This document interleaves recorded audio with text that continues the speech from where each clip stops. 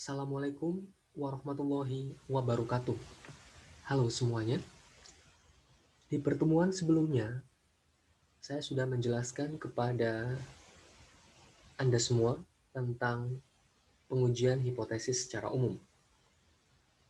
Di video kali ini, saya akan menjelaskan tentang bagaimanakah melakukan pengujian uji beda rata-rata untuk dua sampel yang berpasangan. Tentu, pertama kali yang harus saya jelaskan adalah apa yang dimaksud dengan sampel berpasangan itu sendiri.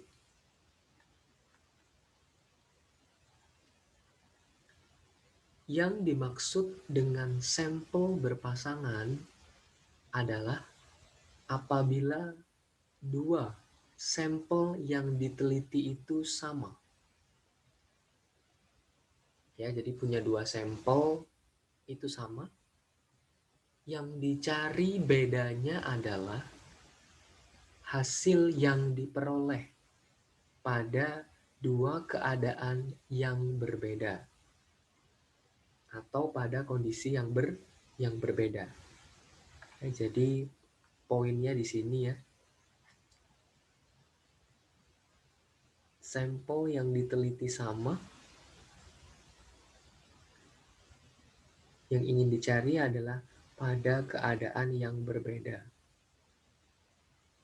Contoh misalkan,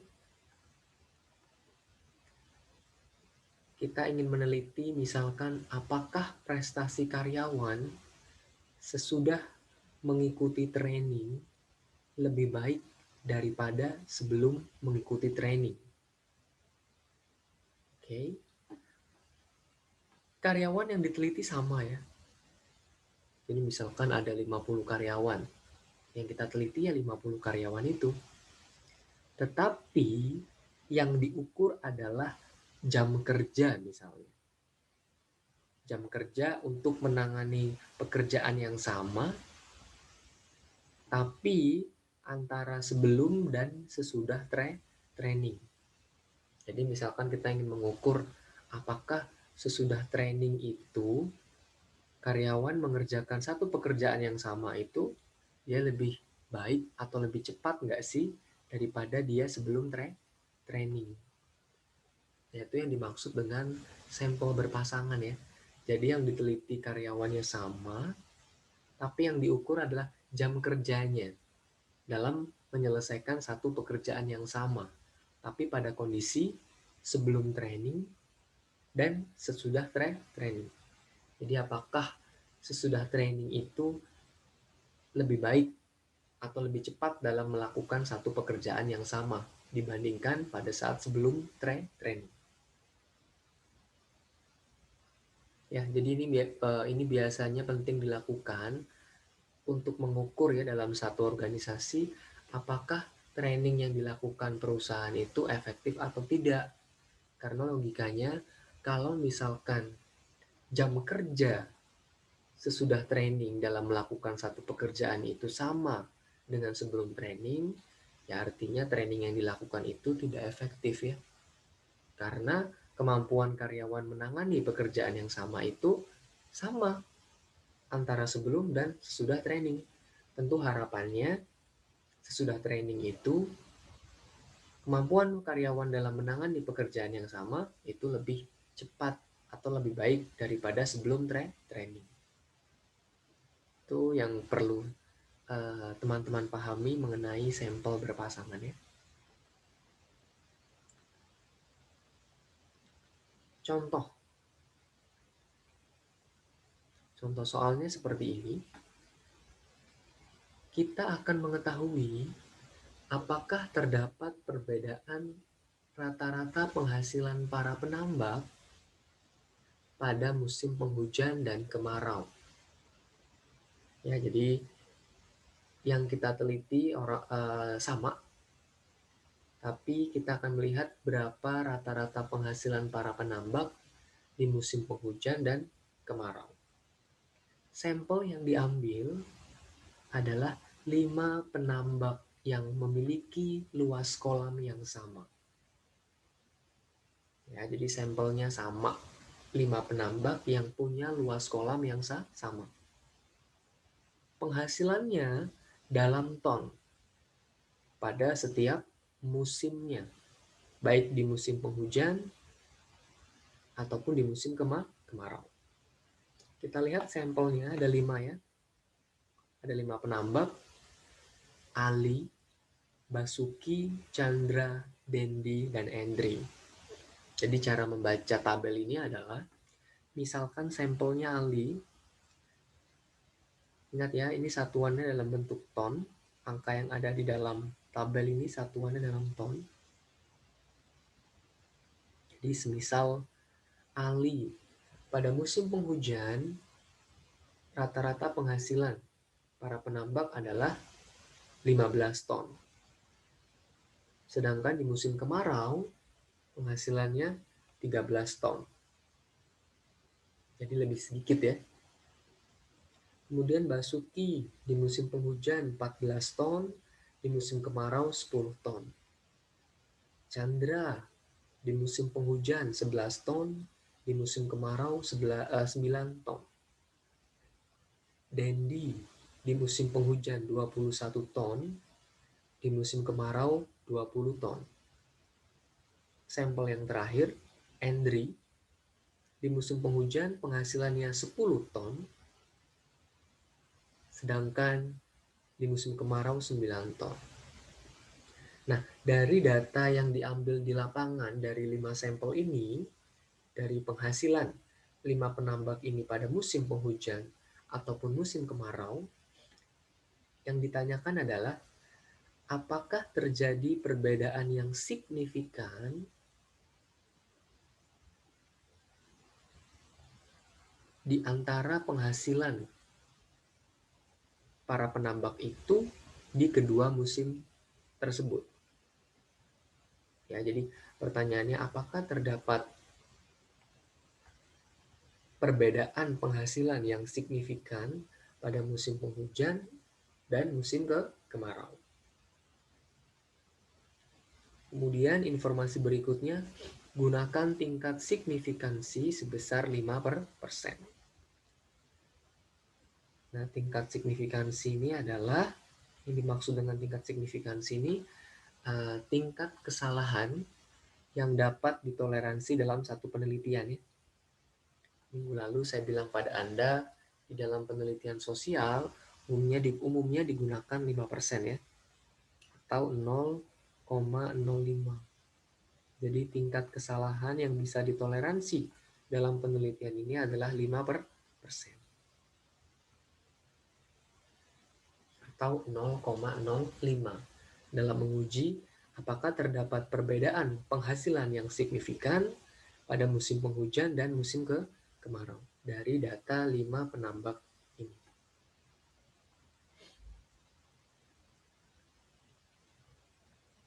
Nah, bagaimanakah menguji beda penghasilan 5 penambak tadi pada musim penghujan dan kemarau? Ingat pada pertemuan minggu lalu, ada 5 tahapan dalam melakukan uji hipotesis ya. Yang pertama, mulai dari merumuskan hipotesis, nanti sampai tahapan yang kelima, yaitu adalah mengambil kesimpulan. Oke, akan saya mulai dengan tahapan yang pertama, yaitu merumuskan hipotesis.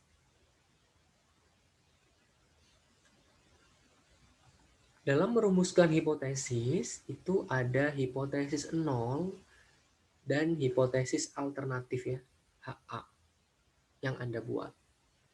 Ingat, HA itu adalah lawan dari H0 ya. Untuk kasus ini, di soal ini tadi ya, H0 atau hipotesis 0-nya berbunyi mu1 sama dengan mu2. Nah, mu1 ini kita interpretasikan adalah rata-rata penghasilan penambak pada musim penghujan. Itu mu1. Ya, jadi rata-rata penghasilan para penambak pada musim penghujan. Itu sama dengan rata-rata penghasilan para penambak pada musim kemarau. Ya, jadi angka 1 ini musim penghujan, angka 2 ini adalah musim kemarau. Dan H0-nya tandanya adalah sama dengan. Nah, sama dengan untuk uji beda seperti ini ya. Sama dengan itu adalah makna lainnya adalah tidak terdapat perbedaan. Paham ya? Kan sama itu kan tidak beda ya. Karena tanda di H0 ini adalah sama dengan untuk kasus ini, maka bahasa Indonesianya gitu ya, bahasa Indonesia dari kalimat matematika ini adalah mu1 sama dengan mu2 sama dengan ini kita bahasakan menjadi tidak terdapat perbedaan. Perbedaan apa? Rata-rata penghasilan para penambak pada musim penghujan dan kemarau. Ya, artinya bisa kita katakan rata-rata penghasilan penambak pada musim penghujan itu sama dengan rata-rata penghasilan para penambak pada musim kemarau. Oleh karena itu, makanya disebut dengan tidak terdapat perbedaan. Kan tidak beda itu kan sama ya. Itu makna dari H0. Hipotesis alternatif atau HA itu adalah lawan dari H0 ya. Jika H0-nya berbunyi sama dengan, maka HA-nya berbunyi tidak sama dengan. Oke, artinya mu1 tidak sama dengan mu2. Ya, mu1 tidak sama dengan mu2. Nah, tidak sama dengan itu berarti maksudnya adalah terdapat perbedaan.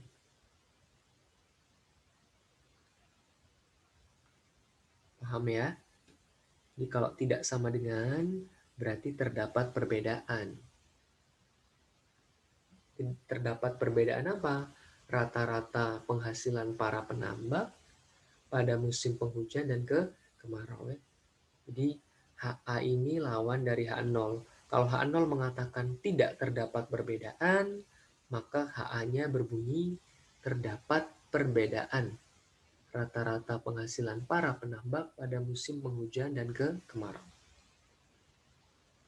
Nah, inilah tahapan yang pertama. Kita merumuskan hipotesis dari kasus yang disoal di slide sebelumnya tadi ya. H0 mengatakan tidak terdapat perbedaan, HA mengatakan terdapat perbedaan.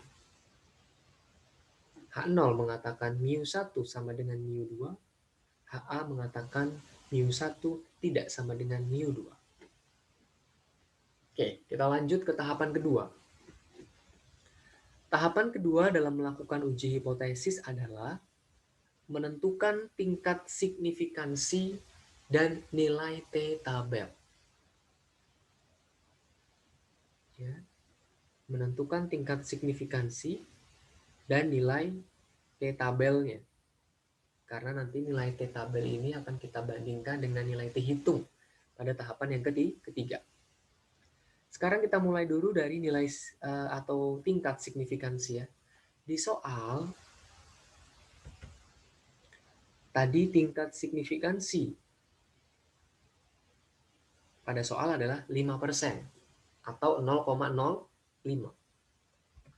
Maka alfa ini lambang dari tingkat signifikansi ya teman-teman ya. Alfanya 5% atau 0,05 ya. Nah, karena tandanya H0 sama dengan ya dan HA-nya tidak sama dengan, maka kita melakukan ujinya dua sisi. Ya, jadi jika H0-nya sama dengan, HA-nya tidak sama dengan, maka kita menggunakan uji dua sisi ya. Artinya nanti seperti minggu lalu ya kalau digambarkan kan seperti ini ya. dua sisi. Maka ada sisi kiri dan kanan. Kan begini ya, kalau Anda lihat slide minggu lalu. Dua sisi itu berarti ada dua daerah penolakan H0, baik di sisi kiri atau di sisi kanan. Ini yang diarsir daerah penolakan H0 ya. Oke. Nah, garis batas ini T tabelnya. Jadi kalau dua sisi, T tabelnya ada dua ya. Ada di sisi kiri dan di sisi kanan. Pertanyaannya, bagaimanakah mencari nilai T tabel? Itu ya. Jadi, karena H0 berbunyi sama dengan dan HA-nya tidak sama dengan, maka untuk penelitian ini diuji dengan dua sisi. Artinya ada sisi kiri dan sisi kanan yang merupakan daerah penolakan H0. Dan garis batasnya ini adalah nilai T tabel yang akan kita cari di tabel T. Jadi tolong nanti dicek tabel T yang saya berikan di pertemuan minggu lalu ya. Silahkan dicek di e-learning UMJ. Nanti kita akan lihat ya, bagaimana mencari T tabel ini. Ada di sisi kiri dan juga sisi kanan. Nah, untuk mencari T tabel kita juga perlu DF ya. DF itu degree of freedom. Atau kalau bahasa Indonesianya derajat kebebasan ya. Jadi degree of freedom itu DF. Atau kalau bahasa Indonesianya derajat kebebasan. Degree of freedom. Nah, DF itu untuk uji beda sampel berpasangan, rumusnya adalah N dikurangi 1. N ini apa? N adalah jumlah sampel ya. Kita tahu bahwa sampel dalam penelitian ini ada 5 ya. Ali, Basuki, Chandra, Dendi, dan Endri. Maka N atau jumlah sampelnya adalah 5. Dikurangi 1 ya. Jadi dikurangi 1 ini memang rumus dari DF, yaitu N dikurangi 1. 5 dikurangi 1 maka DF-nya 4. Oke. Nah, kemudian sekarang kita mencarilah nilai T tabel yang ada di sini nanti ya, yang akan kita uji. Untuk menentukan T tabel nanti akan kita bandingkan dengan T hitung. Sehingga untuk mencari apakah nanti H0-nya ditolak atau diterima. Mencari T tabel ya. T tabel itu harus ada alfa, tingkat signifikansi, dan DF. Oke. Nah, karena tadi kita menggunakan uji dua sisi, ya, alfanya kan 0,05 ya, atau 5% ya, 0,05 atau 5%. Karena uji dua sisi, maka alfanya dibagi 2 teman-teman. 0,05 dibagi 2. Menjadi 0,025. Nah, karena kita menggunakan uji dua sisi ya. Ada sisi kiri dan sisi kanan. Oke. Maka untuk mencari T tabel nanti kita butuh angka 0,025. 0,025 dari sini ya. 5% atau 0,05 dibagi 2. Oke, 0,025 dan DF-nya. DF-nya 4. Nah, di T tabel nanti kita cari ya. Pada saat alfanya 0,025, ini namanya probabilitas teman-teman. Nanti di tabel T 0,025 ini PR ya tulisannya. Probabilitas atau probability. Kemudian 4 ini adalah DF-nya, degree of freedom. Nah, kita akan cari pada tabel T pada saat probabilitasnya 0,025 dan DF-nya 4, itu angkanya di 2,78. Mari kita cek di tabel T. Oke ya, saya tunjukkan tabel T yang ada di minggu lalu saya berikan ya. Cek di tabel T. Oke, bentuknya seperti ini teman-teman. Halaman pertamanya ya. Titik persentase distribusi T dengan DF 1 sampai 200. Nah, ini dia.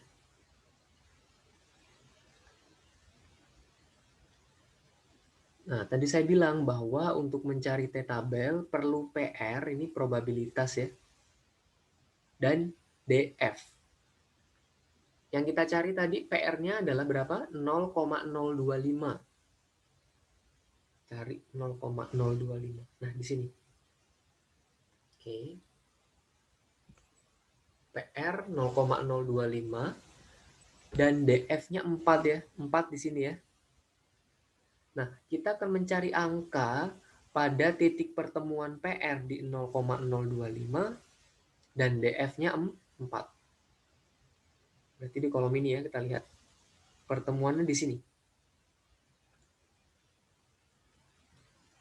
Maka T-tabelnya adalah 2,77645. Ingat ya, cari titik pertemuan pada saat PR-nya 0,025 di sini, maka di kolom ini ya, dan DF-nya 4. Nah, maka titik temunya di sini, di angka 2,77645. Oke, sekali lagi cari titik pertemuan antara PR-nya di sini 0,025 di kolom ini ya.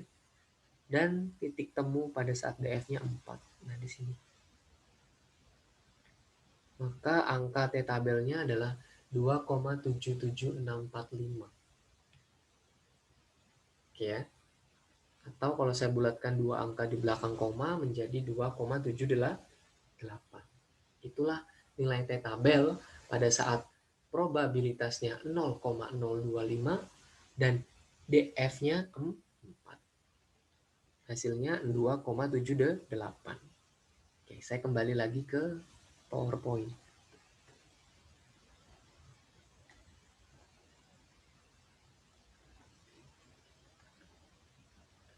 Itulah kenapa DF-nya 2,788.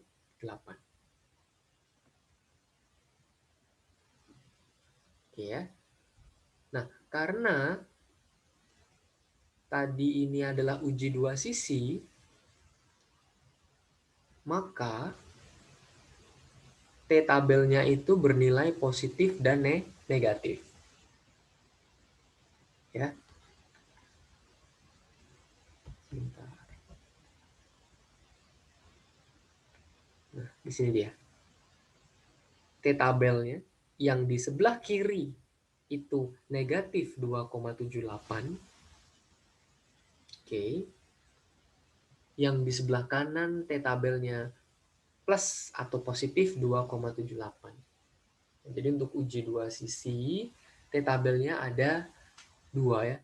Yang di sebelah kiri ini T-tabelnya negatif 2,78. Yang di sebelah kanan positif 2,78.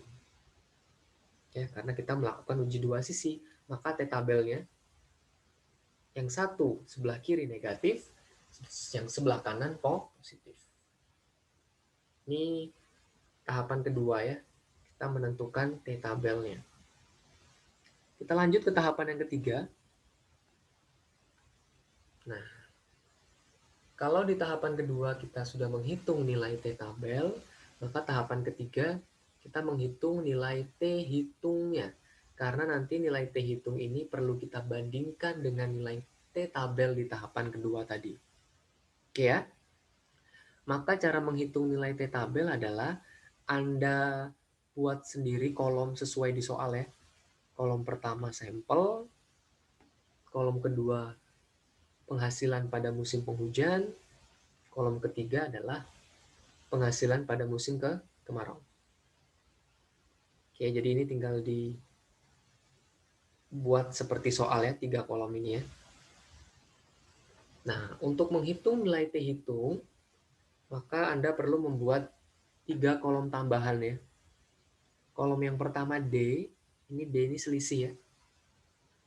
D ini dari difference, perbedaan atau selisih. Kemudian buat lagi satu kolom, D minus D bar. D bar ini nanti rata-rata nih pasti. D bar, ada garisnya di atas ya.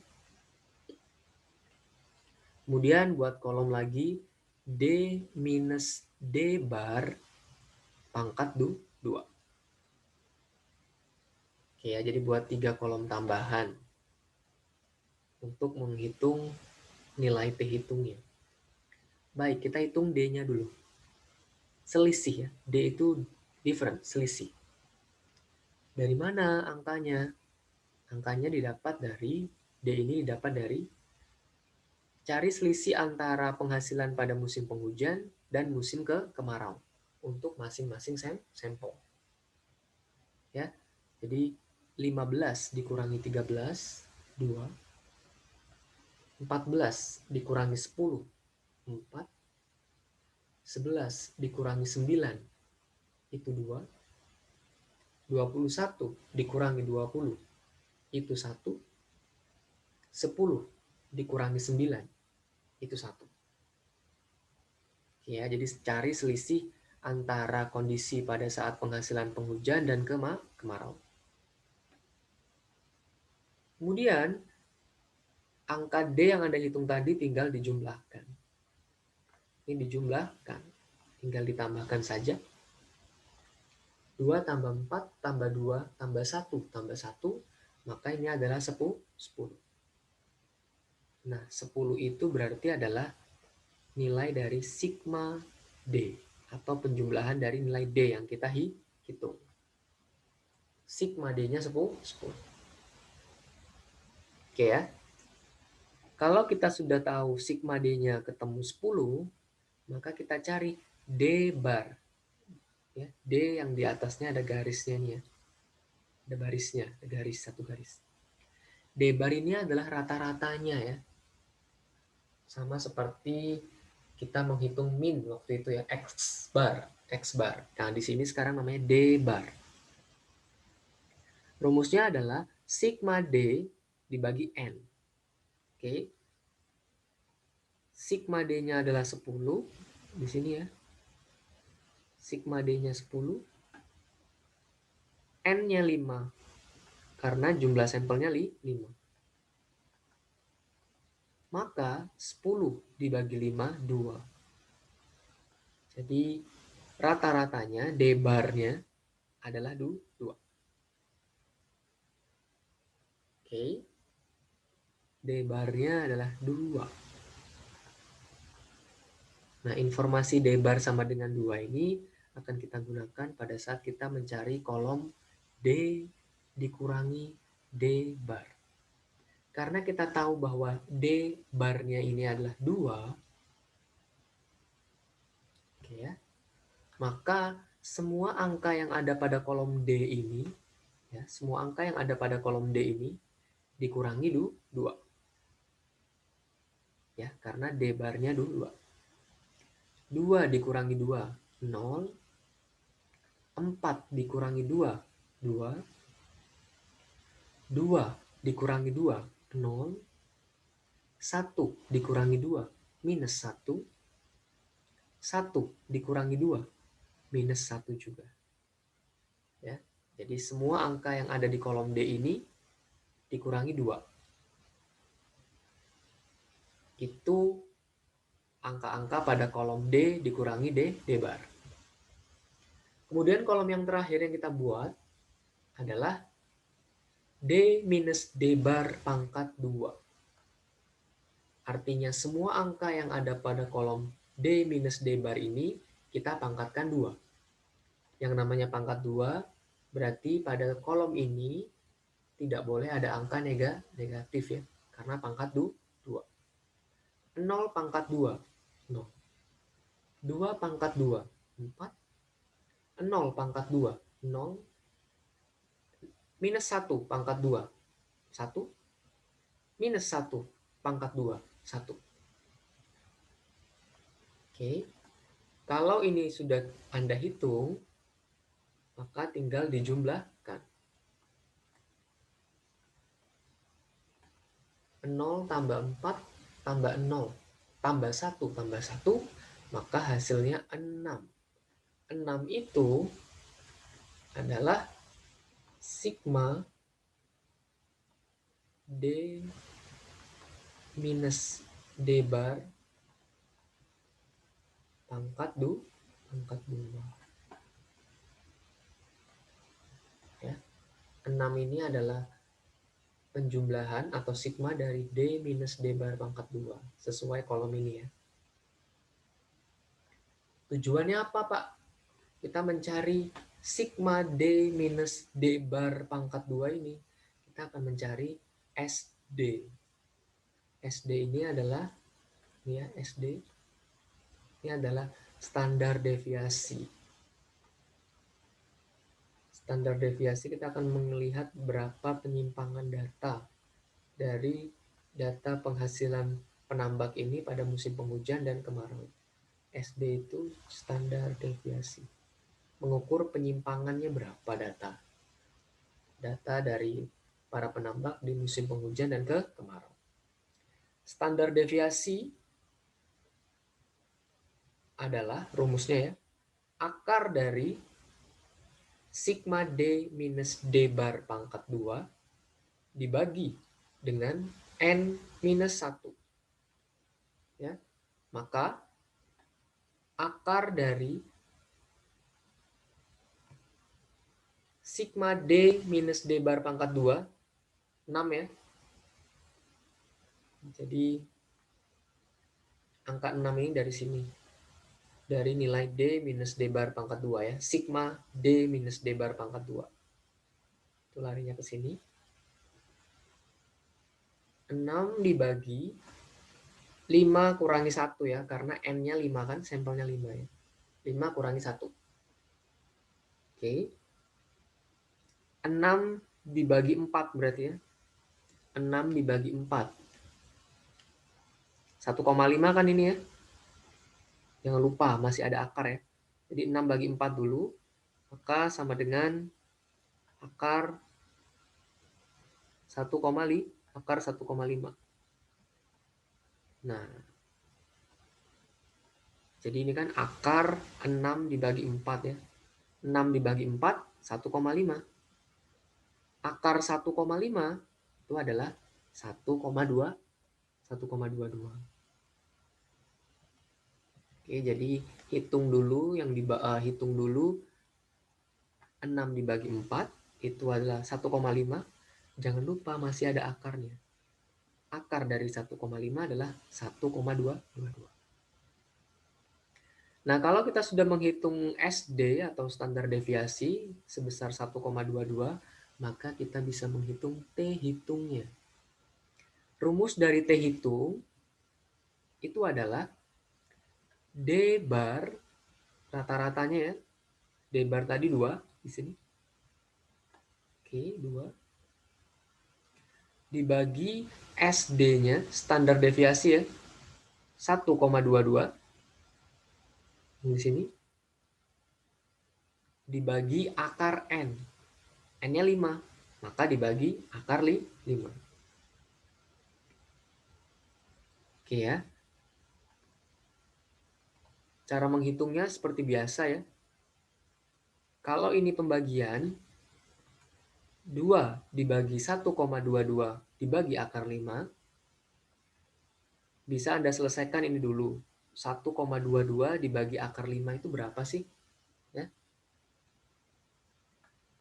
Ya, 1,22 dibagi akar 5 itu berapa sih hasilnya? Baru nanti 2 dibagi hasil bagi ini. Atau cara yang lain, karena ini pembagian ya, 2 dibagi 1,22 bagi akar 5, sebenarnya kita juga bisa buat menjadi seperti ini. 2 dikali akar 5, jadi dibalik ya. 2 dikali akar 5 dibagi 1,22. Ini sama aja. Hasilnya 3,67. Ya, jadi Anda bisa ngitung 1,22 dibagi akar 5 dulu itu berapa hasilnya. Baru 2 dibagi hasil bagi yang bawah ini tadi. Atau bisa juga dengan cara 2 kali akar 5. Ya, Misalkan 2 kali akar 5. Akar 5 itu misalkan 2,34. Ya, akar 5 itu kan 2,34. 2,34. Nah, 2,34 kalikan 2. 2,34 kalikan 2. 4,68 ya.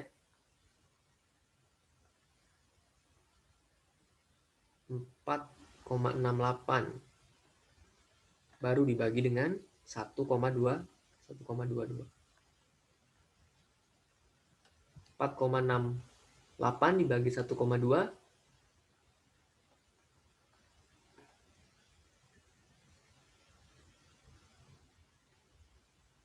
3,67 ya, atau kalau di kalkulator sekitar 3,84. 3,84. Jadi ini biasanya ngaruh pembulatan ya. Tidak terlalu berbeda jauh sih ya. Kalau misalkan kita bulatkan dua angka tadi 4,68 bagi 1,22, 3,84. Tapi di sini dari buku yang saya kutip dia ketemunya 3,67. Di hanya masalah biasanya pembulatan komanya saja ya. Tidak terlalu berpengaruh kok pada perhitungan T-hitung nanti ya. Oke, jadi hitunglah dengan kalkulator ya, karena kan masih mudah ini. Boleh 2 kali akar 5 bagi 1,22 ya, atau hitung dulu 1,22 bagi akar 5 itu berapa, baru nanti 2 dibagi hasil bagi antara 1,22 bagi akar 5. Misal kita hitung yang ini ya, 2 dibagi, coba kita cari 1,22 bagi akar 5. Akar 5 itu kan berapa tadi ya? Akar 5 2,23, 2,24 ya. 2, oh sorry, ini tadi salah ya. Ini saya hapus dulu, ini salah di sini. Makanya hasilnya terlalu jauh. Ini saya hapus.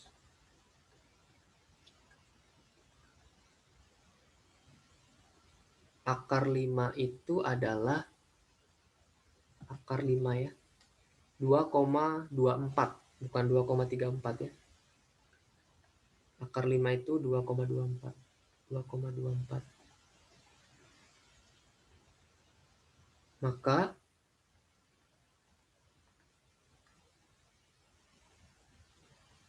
saya hapus ya, supaya tidak bingung.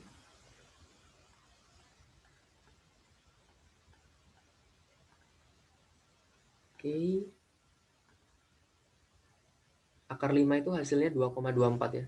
2,24 kalikan 2. 2,24 kalikan 2. 4,48. Sorry. 4,48 dibagi 1,22. 1,22. Nah, hasilnya betul 3,67. Itu cara menghitung T-hitungnya. Ya. Jadi untuk T-hitung pada tahapan ketiga ini adalah sebesar 3,67. Oke. Sedangkan tadi di tahapan kedua, T-tabelnya adalah negatif 2,78 dan 2,78. Ini tahapan ketiga kita ya. Menghitung nilai T-hitung. Kita lanjut ke tahapan keempat.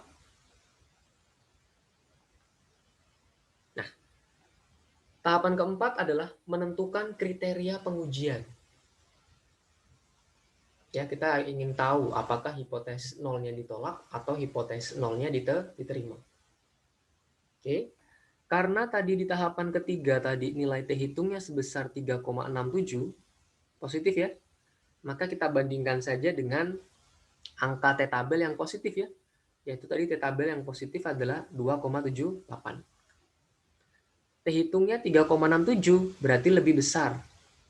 daripada T-tabel. T-tabelnya hanya 2,78.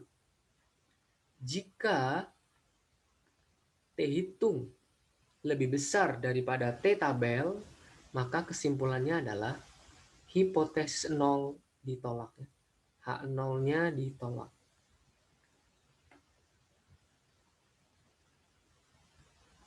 Ya. Jadi kalau T hitung lebih besar daripada T-tabel, H0 ditolak. Tapi kalau T hitung lebih kecil daripada T-tabel, maka H0 diterima.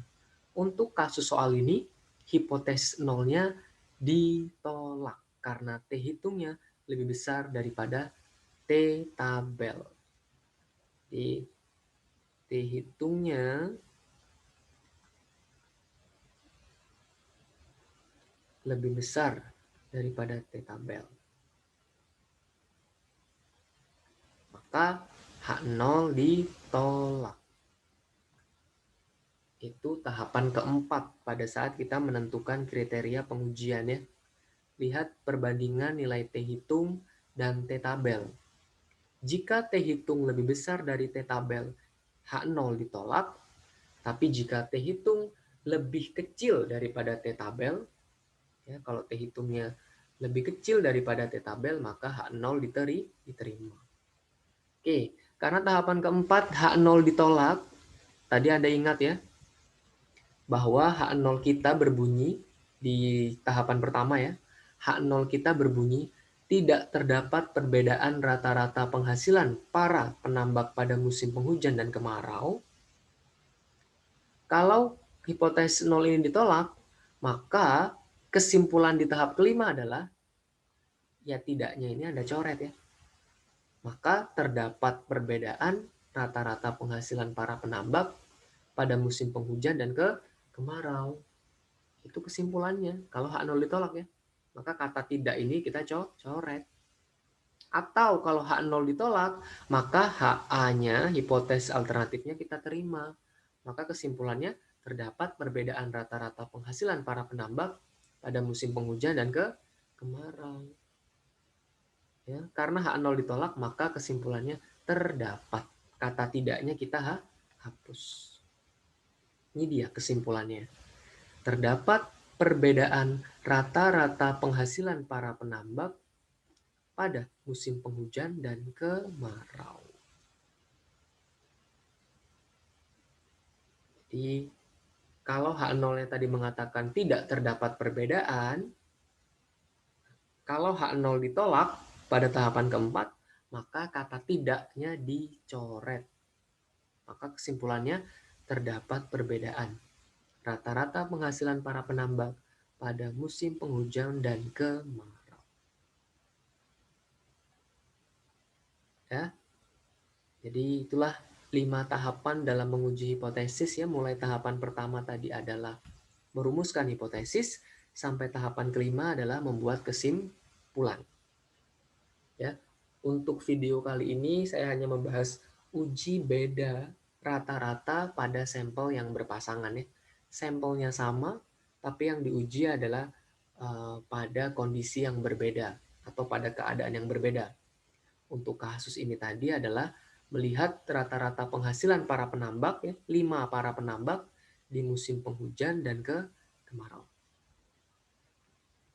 Baik, semoga materi ini bisa mahasiswa pahami dengan baik.